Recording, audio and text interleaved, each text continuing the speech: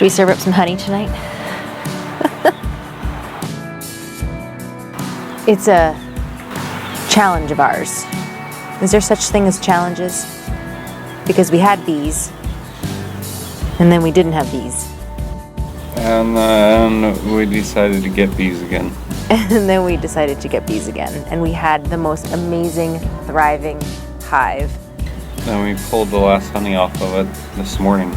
We did, because then there were no bees again. They were flying and happy in spring. We were waiting for them. We had a new spot for them on the farm.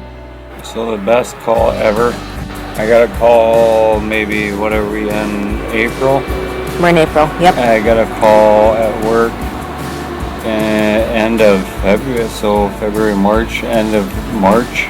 And it was like, the call was like, hey, the bees are flying. That's the most beautiful call you could ever get. We were waiting. I mean, we checked every day. So you're just like, hey, thumbs up, good job. We made it through the winter. And they were really active too. I mean, really active.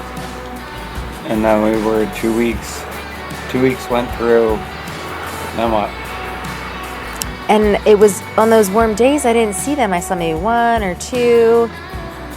And then we had a date night, and we checked them before we went fishing, and that was sad. There were no bees. Those must have been robber bees. So we were going back and forth with what could have happened. And that's always the thing. It's like troubleshooting. And I think that's what brings us back. Like, it's something we want to just learn. And beekeeping, I mean, you've studied. I remember laying in bed many winter nights, you listening to YouTube videos and podcasts and reading. And we had one of those weird marches. Like, it's a weird spring where is it going to get cold again? Is it going to stay warm? Do we plant? Do we not plant? What do we do? We got up into the 80s. It was warm. I think, yeah. So we had bees flying, and then that night it frosted. We did have frost then. So they troubleshoot, and they all go into their own. Because when we took the hive apart, there was 4 or 5 different little colonies. Little huddles, right? That were all different. There wasn't enough bees in there to keep.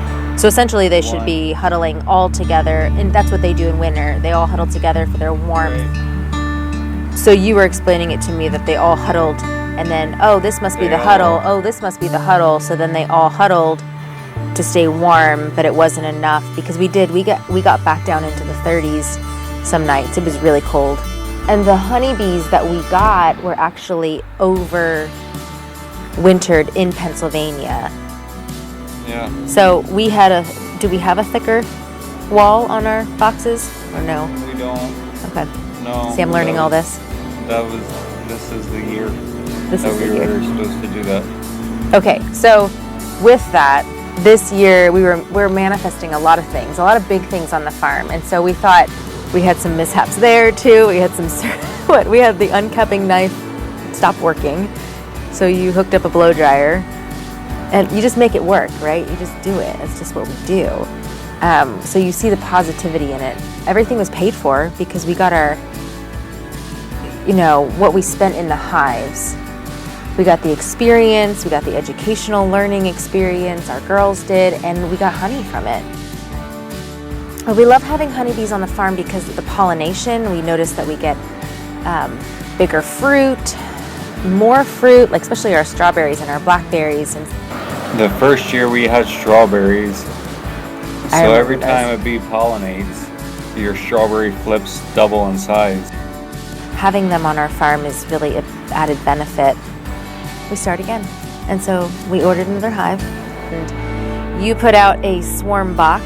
We saw a few around. If you drive around, you see a box in a tree. That's a swarm box, and so it's someone collecting a swarm. There's always that adversity, but you make it work, and it's part of what brings us back. It brings us coming back, and just watching your children experience it as well. You roll with it, you make it work. This farm is coming alive. We're taking it from ugly farm, manifesting it into the beautiful space that it becomes.